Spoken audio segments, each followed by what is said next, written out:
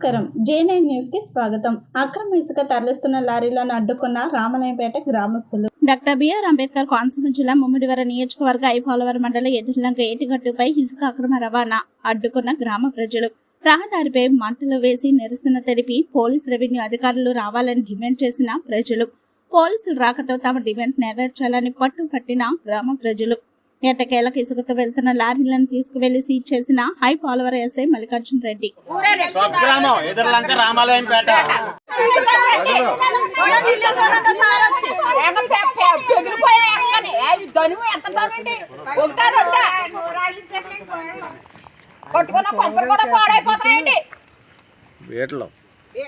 ఉన్నాడు కానీ ఈ రోడ్డు పట్టించుకుంటే నాదే లేదు.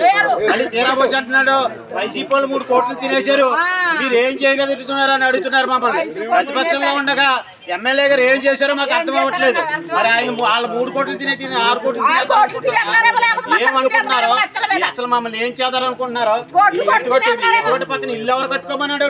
నా వంతు నాకున్నటువంటి శక్తి వరకు నేను 100% నేను నా ఎఫర్ట్స్ మాత్రం చూపిస్తాను.